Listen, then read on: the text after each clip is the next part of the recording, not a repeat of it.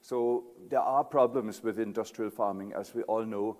Air pollution, methane, carbon dioxide emissions, water pollution. In a country like Ireland, it's absolutely crazy if you think about that water could be polluted in such a big country. And then pesticide and herbicide residues.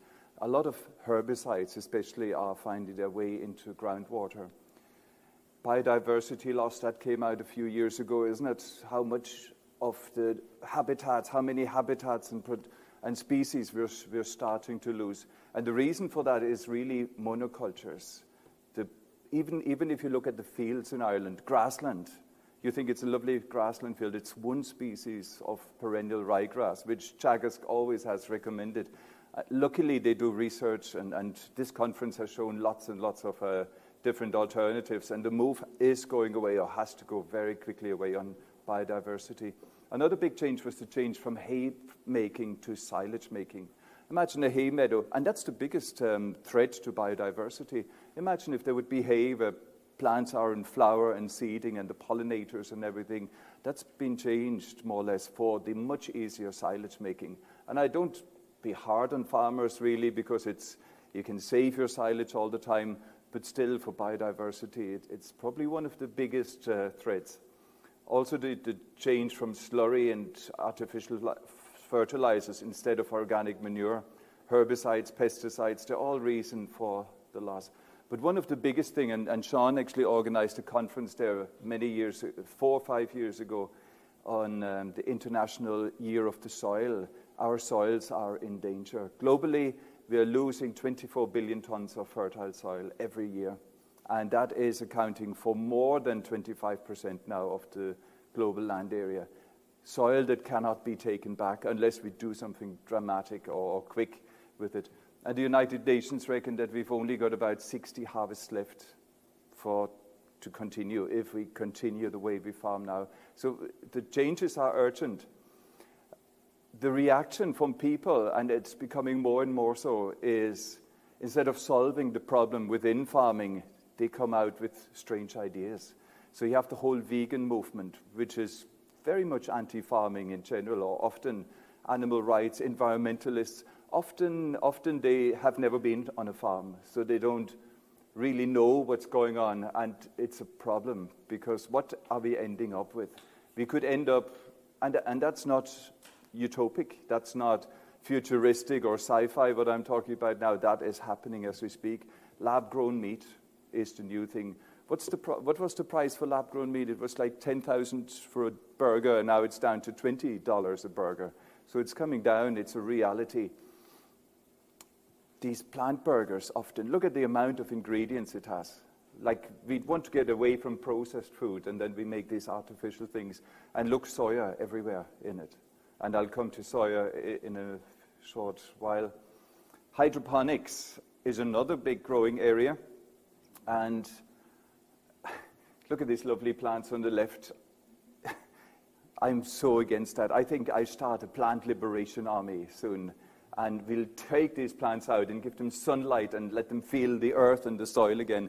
That's torture to plants, growing them in this artificial environments. And they cannot contain the nutrients or the energy. I believe that food that we eat has a certain energy as well, and they can't. It's a dead matter, really, plants grown like that.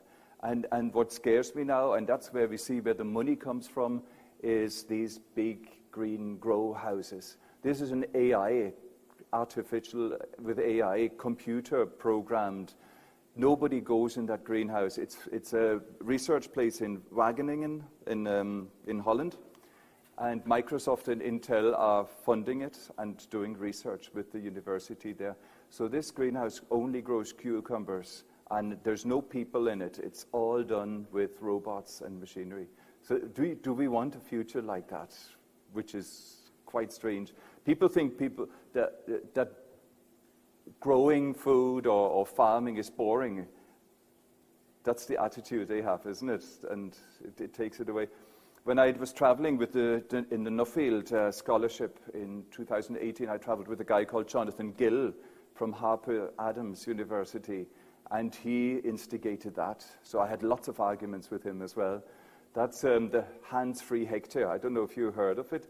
So that's been good. That research has been going on maybe for 6-7 years, and no farmer has ever set foot in it. That drone controls the tractor to do all the machinery. It also spot sprays the crops, so he thinks it's the best thing ever, because you need very little of chemical inputs. You know, the drones can identify where the problem lies and spot treat that as well. But he had plenty of arguments with the other farmers, because they said, we actually enjoy farming, we love what we do. And he argued, no, it must be boring to go up and down with the tractor. Insect farming is another thing that really will become very popular. It's probably a good thing as an alternative protein source. I don't know. I'm not judging any of these things, but they are just coming. So all these things, and it's a very... When 10, 20 years ago, we would have thought that's science fiction. It could never happen. And now it's here, round the corner. And as a reaction to that, and a lot of environmentalists have actually jumped on that bandwagon. George Monbiot, I listened to a lovely discussion with Patrick Holden. You can Google that. It's a podcast, Sustainable Food Trust, which Patrick Holden holds. And they discussed land sparing or land sharing. So the one's attitude, George Monbiot's attitude, would be, yes, we do grow lab-grown food. Yes, we do process artificial eggs, flour, etc. in grow houses. And we can spare the land for rewilding. So we have 90% of nature back. That's the way they get the environment back. While land sharing would be more Patrick Holden's, or most of the people in the conference probably would have that attitude, that we work in harmony with the land. And we have so many amazing examples here, isn't it, of that throughout the conference. The biggest problems, I think, though, in modern agriculture are two things: the specialization of agriculture and also the globalization of food production. I'll start with the specialization. Monocropping is a big problem. We all know that. Factory farming and feedlots as well. So monocropping cereals, there are fields in Ireland which had barley growing for 40 years, non-stop, every single year. No crop rotation and just barley. No weeds, they're all sprayed. And luckily, I think that's changing, and Danu Group has really driven that on, isn't it? So hopefully there will be more crop rotation or species mixtures or things like that. And I mentioned the grass already. The perennial ryegrass on its own is a monoculture that doesn't really support much life.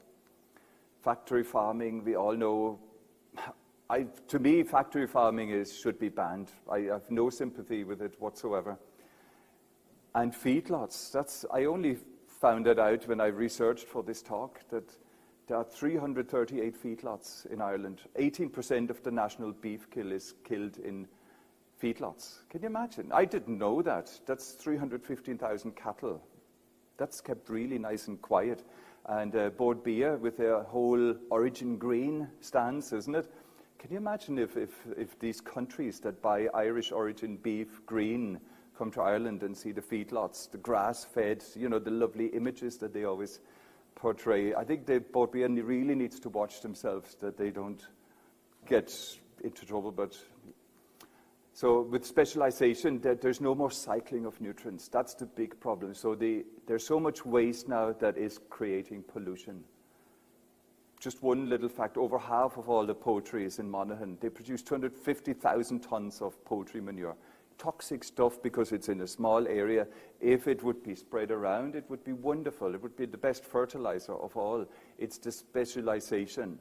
So a mixed farm is really the good past, and it needs to be the future as well, where everything within the farm cycles, where the waste, so-called waste from one enterprise becomes the feed source for the next one.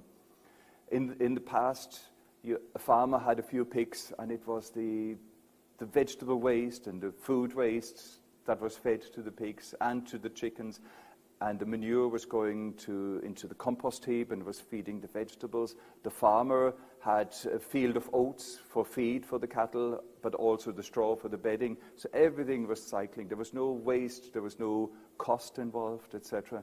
And we think maybe that's old-fashioned, but it's not at all old-fashioned, and it should be the future again. just lovely. The first person actually who came up with the self-contained organism as a farm where everything cycles. Do you know who that was? Rudolf Steiner. In 1924, in his agricultural course, he said a farm has to be a self-contained organism. And the field boundary is like the skin of an organism, like a person. And all the organs within it, they have to work in harmony with each other. Any external inputs are a sign of an ailing organism, he says. So that was his aim. So even in 1924, the specialization must have started for him to say that already. So Rudolf Steiner was the founder of the biodynamic farming movement. Yeah, I mentioned those advantages already, but the resiliency, that you're not dependent on feed prices or anything. Orchard, I don't understand why farmers don't plant orchards. Like, they have so much land, they could do a half an acre of an orchard or grow a few vegetables to supplement their income. If they're already organic, it would be even easier to do that. Hens are always a great side enterprise to get a regular income, but that's all gone, really.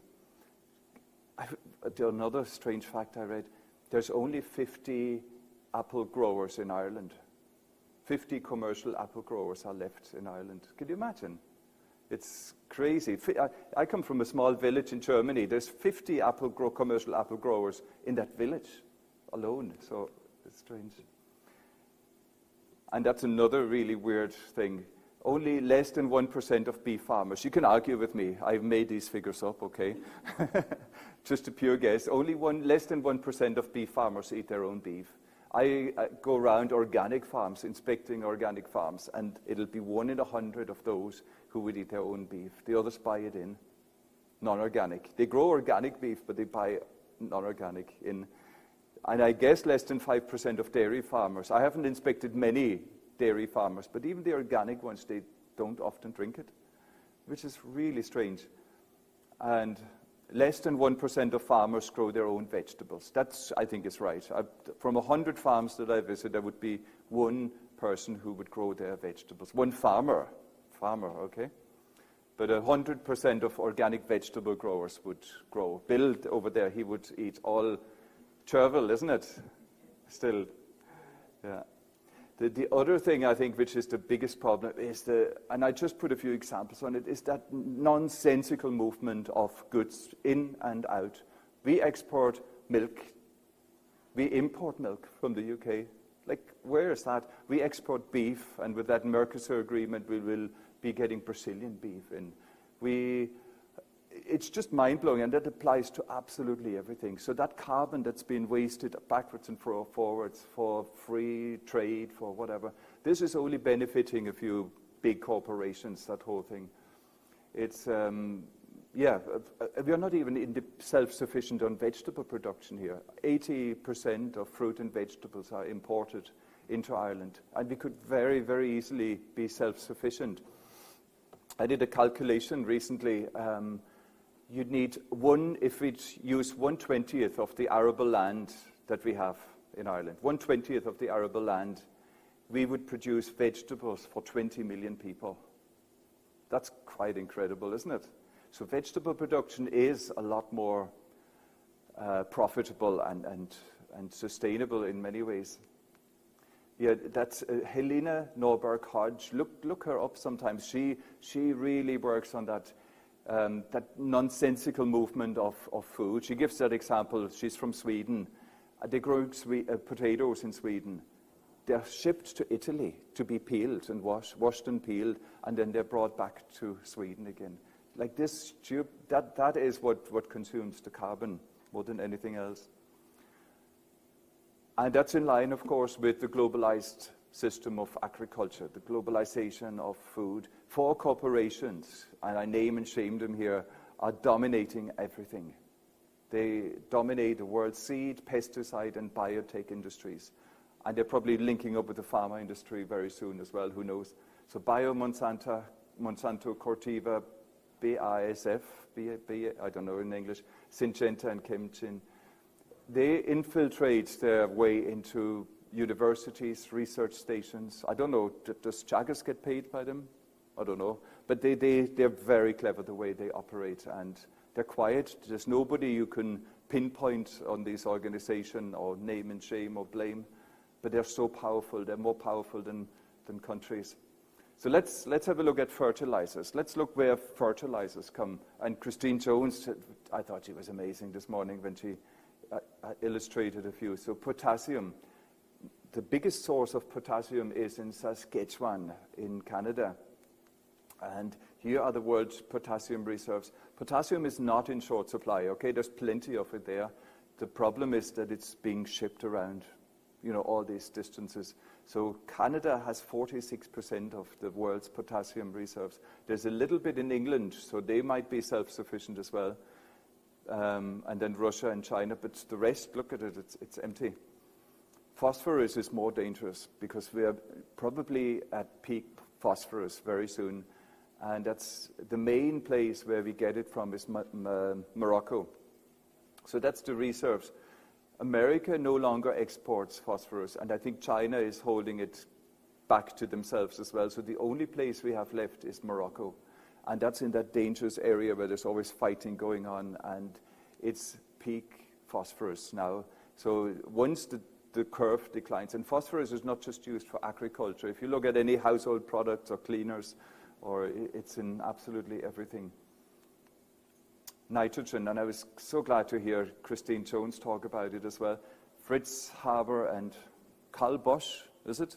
The two Germans who came up in 1907, they came up with this process of taking nitrogen, atmospheric nitrogen, and making it into a synthetic fertilizer. And this accounts for 1.4% of the global carbon dioxide emissions. That is scary. And Christine Jones, when she said that, that's 1.5 times more than the global aviation industry. Can you imagine? Like, just for this little fertilizer that farmers waste and ruin their soils with, as she so eloquently said, isn't it? And it takes 1% of the world's total energy consumption. And legumes could do it for free. And I don't need to cover that. You've heard about that throughout the whole week, isn't it? The powerful plant of the legume, how with its nodules it takes atmospheric nitrogen and puts it in the ground. My big giving out, though, is about soybeans. And I think soybeans could be the ruination of the world, because soybean production is directly linked with rainforest destruction, and also of what I only found out when I researched it for this talk, the Cerrado. It's the biggest savanna land in Brazil, accounting for 20% of the areas. And soya production goes up, and destruction of the rainforest and the savanna land is going hand in hand. And soya production is increasing. This soya is 95% of that soya is going to livestock feed. Yeah, it's not for human consumption. 5%. I have nothing against soya as human food, and I think it's fantastic. But if it has to go into livestock feed and produced unsustainably in South America, Argentina, Brazil especially, and then fed to our cattle, then and beef and poultry and pigs, then there's something really seriously wrong, because we could or should or must produce all the proteins here. That's the Cerrado savanna, and apparently it has there's 10,000 species of plants there, and half of them are nowhere else found on Earth. And that's the big chunk which they take over. And their president in Brazil, he wouldn't change that easily now. It has to come maybe from Europe or from people talking about it. It's 35 million hectares now, just in Brazil, of soybeans produced. That's 3 times the size of continental Europe. Can you imagine? And the demand is so huge that they plan to increase it to 43 million hectares. That's all rainforest land being gone. In my no-field travels, I went to Argentina, and I saw soybean growers there. The nicest people. There's nothing bad about any farmer of anything, okay? The nicest people, they'd wined and dined us, and they showed me proudly their farm. But they're not happy about it either. One year they have the biggest drought, and then they have the biggest flood. The reason for that is Soybeans have a shallow root system when they grow, and the savanna has, Christine would have been ecstatic about it. You know, the deep rooters, the middle, the shallow rooters. So flooding could never happen. Droughts could never happen to such an effect with the natural landscape of these areas. The smallest you could start to make a living was 5,000 hectares. And there's one farmer managing it. And there's only soybeans as far as the eye can see. There's nothing else. There's no hedgerow. There's a 5,000 hectare field of soybeans. That's how it looks like. And on top of it all, it's Roundup Ready soybean. All that South American soybean, apart from maybe there is an organic guy, but there would be very few, is resistant to glyphosate. So it can be sprayed a number of times and the plant doesn't die. So what does that mean? A plant that can actually absorb that glyphosate, but it doesn't die from it. So it must still be in the plant. It still must be somehow in the food that we eat from it. And they're so clever now that they mix the GM with the non-GM throughout. So whenever you buy non-organic soya, it's GM. So that's, again, I'd feel sorry for vegans. So I think they should watch out for, should only buy organic soya, really. That's the easiest. That's just, I'm not going through that, don't worry. Just how soya moves throughout the world. But China is the biggest importer of it. And it's driving, really, the production of it. I talked to a poultry farmer there recently, and he said, if there would be a ban on soya, the whole poultry and pig industry would disappear tomorrow in Ireland. So we are very, very dependent on it, okay? I'm not saying stop it now, shut the doors, but we really need to work on protein crops grown and produced in Ireland. And I missed that talk, but I'll definitely listen to it by Josiah Meldrum, Protein Crops for the Future. That is the solution. You know, we need legumes. They're legume crops. They are great in a crop rotation. They fix nitrogen. They break that cycle of the monocultures that is promoted. And luckily, the department is funding that. There's additional payments for protein crops. So if a farmer grows fava beans or something else, they get additional payments now. And I really think we need to have a new look at CO2 emissions and methane. And it's not the poor cow that causes the problem. It's not the cow. It's not, definitely not. It's that nonsensical moving around of goods, of inputs, of feed, of fertilizers, and the shipping around of everything that creates the carbon dioxide. That's never been accounted for. That's not been talked about much in CAP because I don't know why. So how is the time there, Kevin? I'm good? Good to stop or to? Okay. Carbon, slight change, but in the same vein. You probably all know that there's twice as much carbon in the soil as in plants and the atmosphere combined. So the soil is the biggest carbon reserve, and Liz was talking very well about it and how to measure it and all. But we have been mining carbon from the soil continuously over the last 70 years.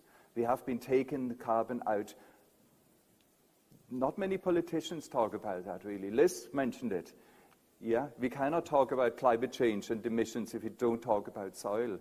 We have taken carbon out of the soil, and that's in the atmosphere now.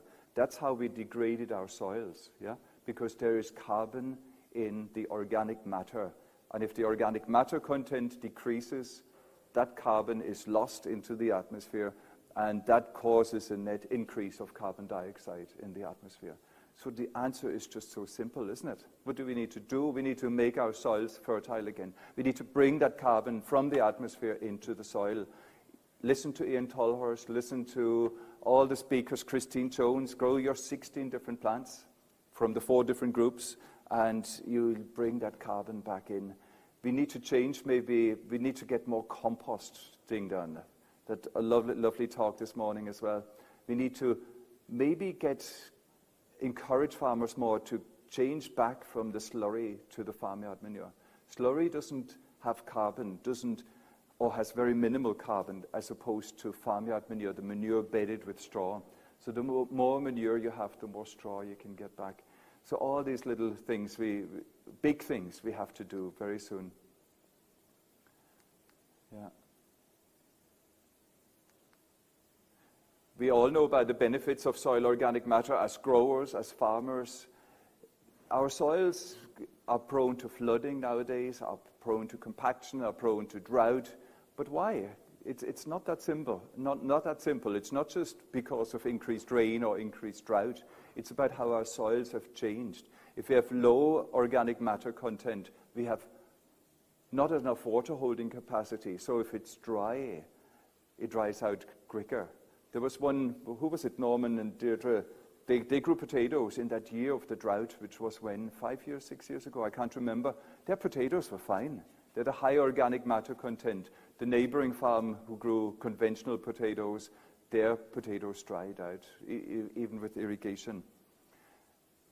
It improves the bulk density, so it loosens the soil particles as well. So the water, if it rains heavily, it can penetrate easier through the soil. Flooding. I think flooding is caused by compacted soils rather than excessive rain. You know, we often had excessive rain, but if our soils become more and more compacted, usually the water infiltrates into the soil, and rather than just run off the surface. So there's loads of other very good, important reasons on soil benefits of soil organic matter. I think I mentioned that, and Christine mentioned that already, who took the carbon out of the soil. And it's definitely intensive farming systems, monocropping, not putting something back. You know, if you take stuff out of the soil, you have to put something back. And we all agree now the artificial fertilizers are not giving stuff back. They are just giving back, it's like a drip feed. It's like feeding the plants, but they're never feeding the soil.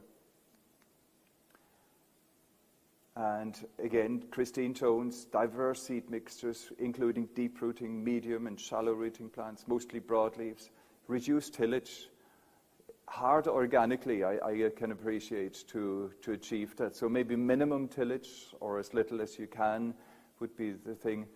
I'd rather go for tillage though than spraying. Well, I won't go for spraying.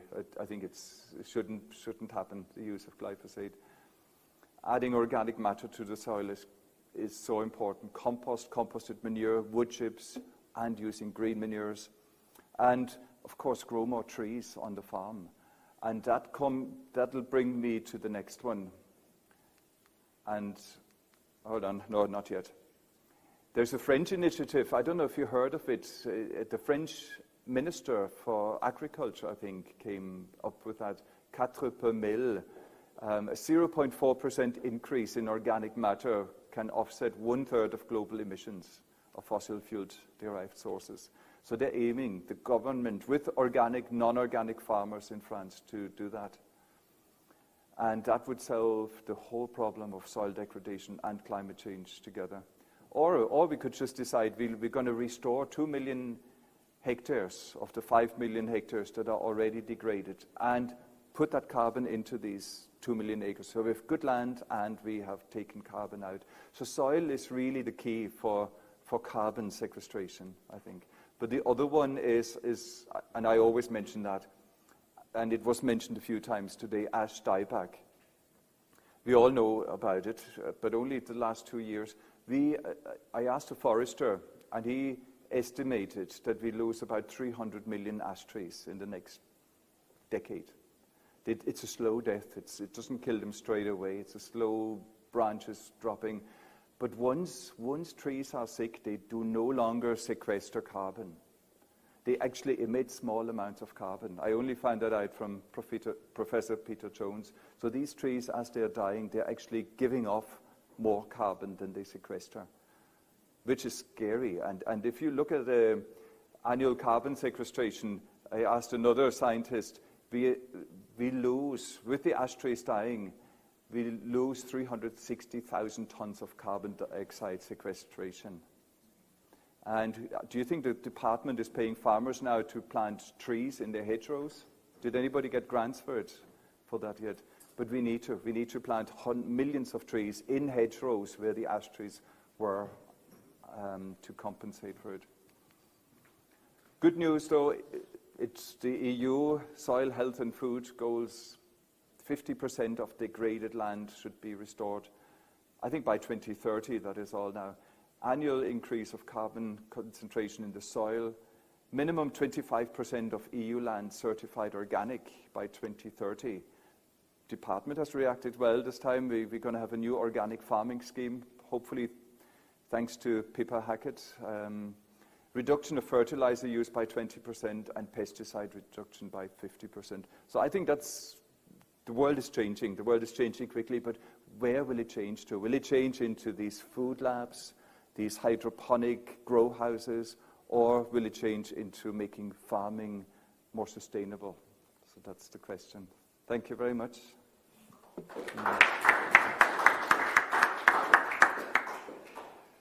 Klaus, thank you very much. Sean, last talk of the week. Me? Yes. Klaus, you've just heard the last talk of the week. And Klaus actually summed up quite well in a over the 5 days, almost a summary. BioFarm's been really interesting this year, I think, in the sense that the science is built up, and it's funny, we sometimes give out about people why aren't they listening to the like of Christine Jones and stuff like that. But if you actually go and look at it, he says a lot of our advisory is coming out of maybe the likes of UCD or wherever else. And a lot of that science is old science.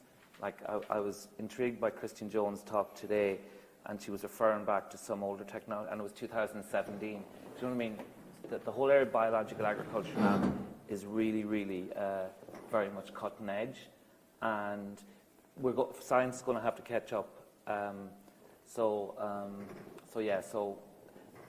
But I think for me, I'm quite sure if UCD scientists were here today, they would disagree with the idea that it's old science. But yes, I can see well, what it is you're old saying science is that because look at the old practices. With Christine, that a lot of her references were modern. I mean, in general, Klaus, I think is it fair to say listening to scientists? I mean, I think that's the lesson from the climate crisis we are in, listening to scientists early, independent scientists, scientists that aren't funded by industry, but independent scientists, is a good idea. Absolutely. And being able to then take on board what they have to say, the likes of Christine. Yeah, no, absolutely, and I think this is it. But this is new area. This is a new area. But if you look at from day one, and we looked at the science coming where Europe has finally decided this has to go, and it's driven by COP26 and all the climate change. And then you look at the issues already created, and if you think of Zach Bush, you think, Jesus, are we already far too late anyway, given what he talked about? But then there's always great hope.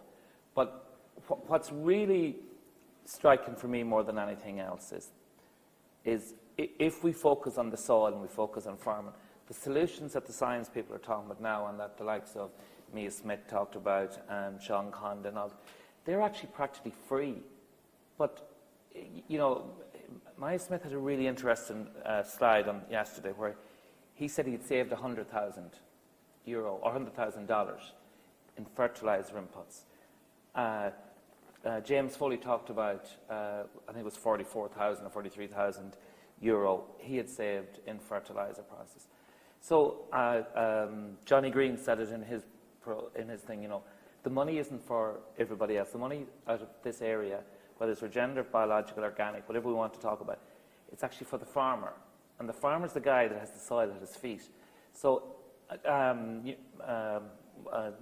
Jerry Gillespie, today, the stuff he's talking about were free alternatives. It's almost mind-boggling. You wonder if somebody was charging loads of money for this stuff, would farmers take it up quicker? Do you know what I mean? I mean, I think that Maya did also say that he was buying other supplements, seaweed supplements. So certainly there was a spend in another way, in the regenerative way as well. He saved 100,000. But he had he had certainly not spent the 100,000 on the fertilizer. Klaus, we have a question there for you. What is the first thing you do if appointed Minister for Agriculture, apart from appoint Sean as your chief advisor? Definitely would do that, Sean. Oh my God. Do you know, I've often dreamt of this beautiful Ireland as 100% organic country where every river would run clean water, where you'd the Garden of Eden, and it's possible. It's not out of question. It's doable. It would be cheap to do so. I would ban all these inputs that are dangerous. I would ban all pesticides, fertilizers, and herbicides, because organic is possible. I would definitely appoint Christine Jones to make our soils fertile again as a free advisory service. And can you imagine having an island? People would come from all over the world to see it if we could produce healthy, sustainable food throughout, and local. Klaus, thank you very much. Sean, the talks this week, they're all available online, so people can watch back. For people who hadn't, Klaus, you were saying you wanted to see one of the presentations. Josiah's presentation. Kevin has confidently told me that he'll have them ready by Monday. Just, to let people know, Kevin is the person who actually runs BioFarm. BioFarm, yeah. Kevin is, I'm only up here. So the talks will be there. There's also previous years. Are those talks available as well? Yes, they're going to be made available as well. So there's an increasing bank of information online for farmers, non-farmers, anyone to watch. Yeah, I wanted to finish though. I was talking about the freebies for agriculture, but I think the other thing that's really interesting, that struck me quite interestingly, is all the farmers were happy farming. Do you know what I mean? That we seen during the week. Whether it was the biological guys or the organic guys, they were actually all happy farmers. And it's an interesting perspective on things, isn't it? You know what I mean? Well, it's one of the most important things, isn't it? Yeah, make your living, but you have to be happy at doing what you do. And as you say, I mean, we saw with the Danu farmers, the sense of the psychology of it actually is fascinating as much as what they've actually done technically. Yeah, and we're only scratching the surface. Indeed. Could I ask Sean what he would do? I know you wouldn't be as radical as me, probably. You would. I think that I would try and maybe replicate what some of the other guys are doing on a grander scale. If you had that control. But I think, one of the great problems is this system we're in. Farmers work within a system, and look, everybody works in a system. But market development, all that, this is going to be key. We talk about the organic movement moving to 25%. We're 2% in Ireland. The government's ambition was 7%. But the government's ambition of 7% is no good if there's not market development. And the size of our country means we'll have to export. And there's a huge area that has to double. So you're really talking 4 times our current market output. So there has to be 4 times more effort put into marketing of this product. It's kind of okay to say, open a new farming scheme, let them in. But if there's nothing for them to be selling, no market development, I mean, that's a huge issue. I do think we have to look at the whole area of things like how we measure the output. And like Liz Bowles' thing shows that there's a huge area of weakness in this whole idea of carbon. Who owns it, but also how you measure it accurately, how that is. And I think there has to be much more focus done on soil health, on initiatives to drive that, to show farmers how they can do that, but also maybe show them. David Wallace actually had a really interesting idea in the land. Dave Beecher talked about it the day that the EIPs become educational outreachers to a greater pool. It's almost like throwing that stone in the pebble and that spreads out. And I suppose somebody, I don't know which presenter said, we're on a journey now. This isn't going to stop. Well, what is undoubted is that we are all in a different world now after, well, we're still in COP. I gather it's still going on this evening, but we're all in a different world when it comes to tackling climate and biodiversity crises, whether we like it or not. And so it's through those lenses that we have to see everything now. Yeah. And that much is very clear. Sean, thank you so much for putting on this week. Thank you. It's been a fascinating journey. And can I just say thanks? I need to talk to Kevin, who's done all the work, and he literally has done all the work, and Mark, the cameraman, Mark on sound, and then Siobhan and Kieran, who had to do the money chasing and do all the paperwork out the back. So, and thanks to everybody. Bulabus. Thank you. And thank all of you at home for tuning in, and spread the word, and make sure to watch the videos back. They'll all be there from, when did you start? What year? It was 18. Isn't it, Kevin? 2018. 18, yeah. So there's a big but archive can I say, there. when we're still a little bit live, we pick up the speakers we pick and the stuff like that is normally coming from the members and people who suggest things to us. So we're always open to dropping us an email saying, you should look at this person, you should look at this person. We will be doing more farmer stuff all the time, and I'm looking for some really good women, regenerative women, organic farmers. I have a few in mind for next year. Good to hear. But the more the merrier. Thanks very much for joining us. Thank you.